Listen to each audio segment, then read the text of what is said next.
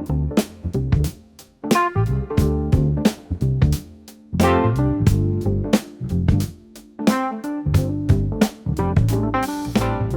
I'm Dr. Louis Meyers. This is Meet the Author. We have a special guest with us today, Miss Lucy Broscious, who is a student at Camel's Hump Middle School. She's going to be talking with us today about this amazing book that she and her co-author grandfather have written, Birding for Kids of all ages. And I want to also mention that Miss Broscious broke her arm yesterday in a soccer game, was in the emergency department last evening, but wanted very much to share her thoughts about this book, so she is with us today, and we're very grateful to have her here. Also with us is Lianna Percy, who is going to be helping me ask some pertinent questions about birds. So let me start by asking you, as an 11-year-old, what inspired you to write a book? I just love birds. Now, have you always loved birds, or how did this start? I went to Audubon Camp in the Birds of Vermont Museum, and I just got into birds. And do you remember how old you were when you went to the camp? I was about like 7. 7, so that's about 4 years ago. Yeah.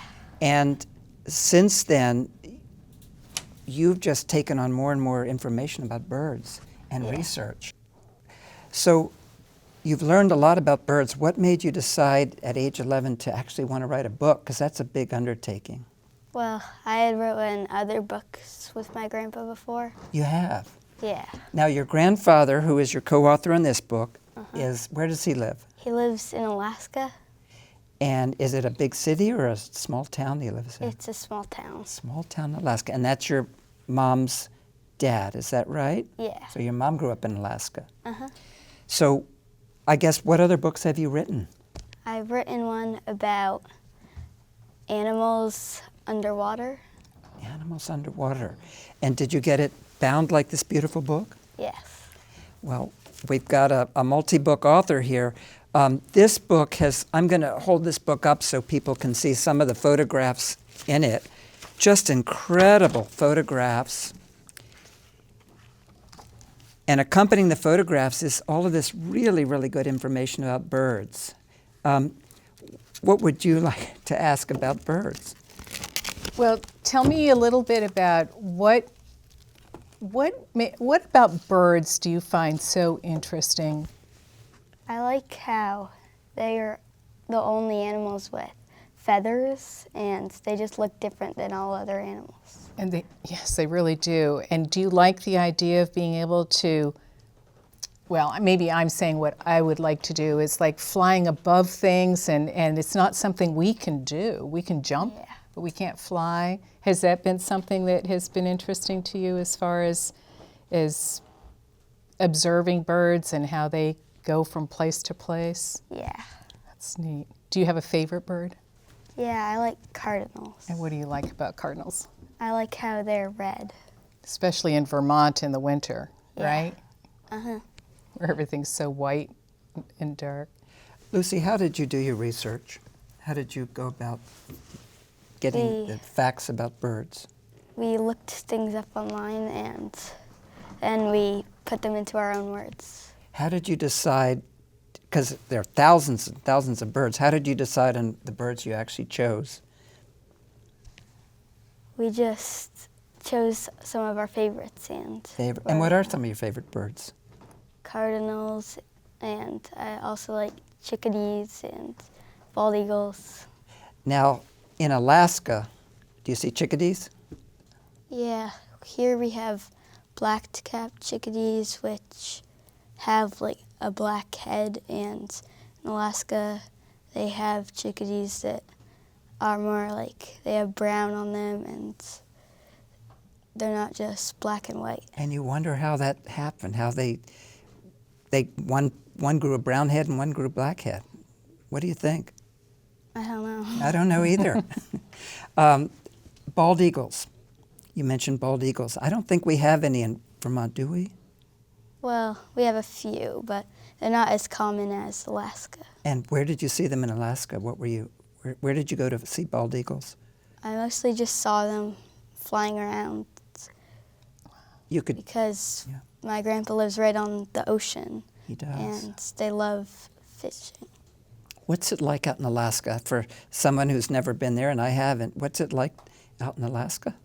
There's a lot of mountains and glaciers, What time of year do you visit? usually in the summer. Yeah, so it's a little bit warmer. You Yeah. wouldn't want to go in the middle of winter. Birds of Vermont Museum is where you began to learn about birds. Yeah.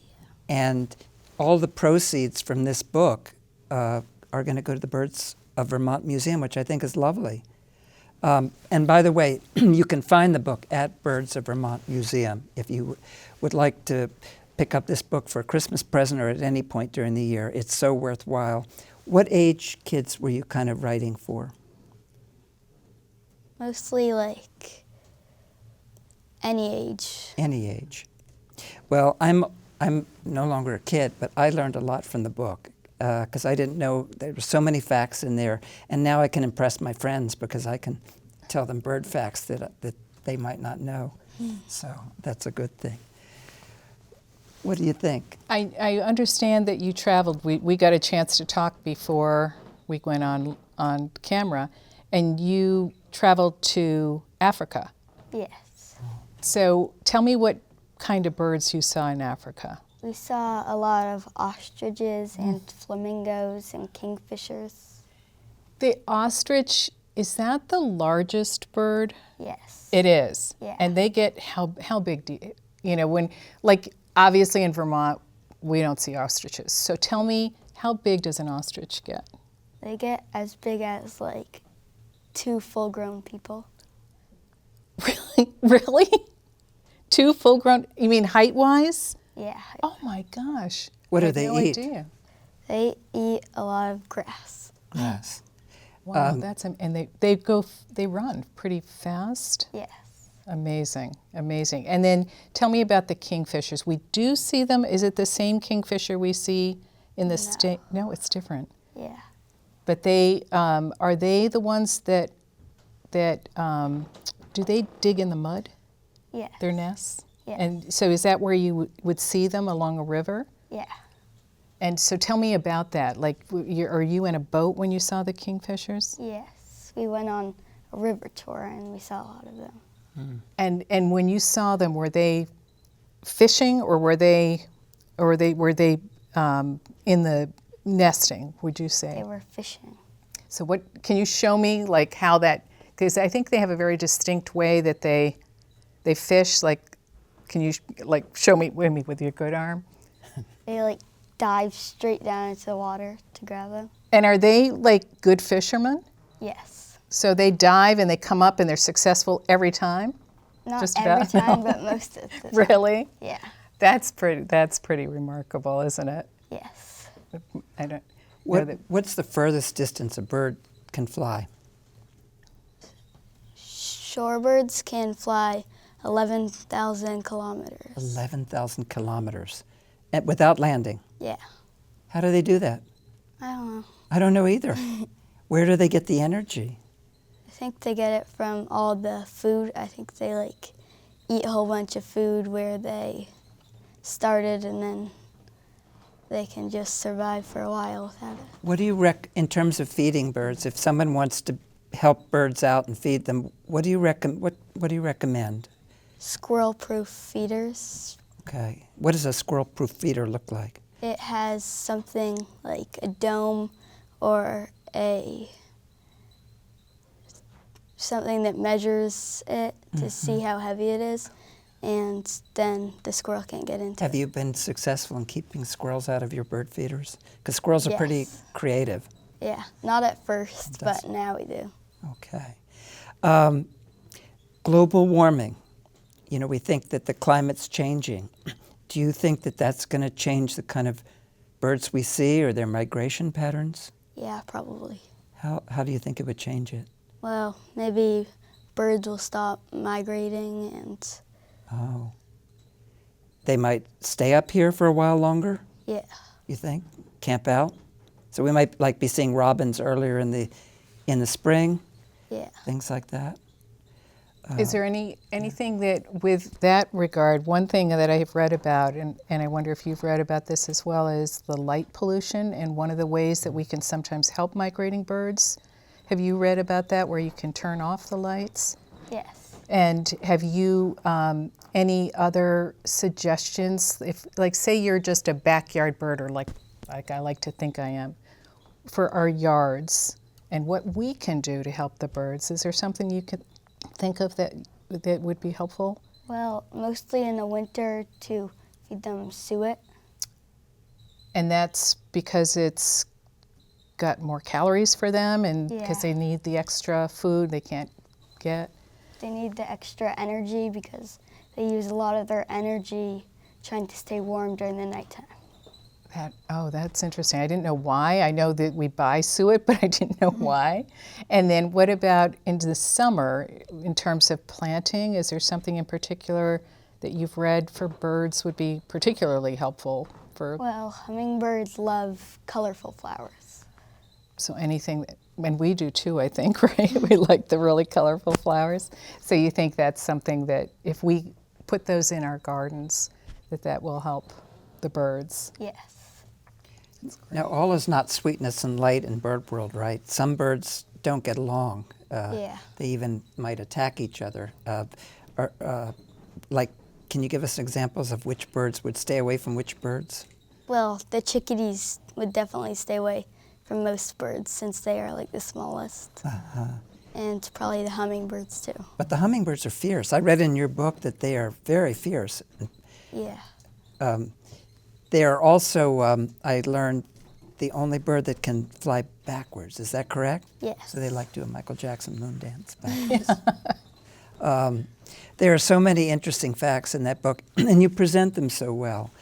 Each page has like 3 different sentences that kind of stay in the mind, along with the beautiful photographs you took. Who did take the photographs, by the way? We found them online. You did? Yeah. And how was your grandfather involved to see? Did you sit down with him and go over every page that was going to be in the book? Yes. Did you ever disagree? Sometimes. Well, I think it's fantastic that you've done this. I don't know any other 11-year-olds who have written books and have the courage to come on TV, especially after they broke their arm the day before. So we want to thank you for writing this book. I want to remind people again, you can buy this book at the Birds of Vermont Museum. All proceeds go to that museum in Vermont, and it's certainly well worth visiting. So thank you to Lucy Broscious and Lianna Percy for being with us today. And maybe you'll come back next year with your next book. Yeah. Okay, well, thank you. I'll shake your good hand.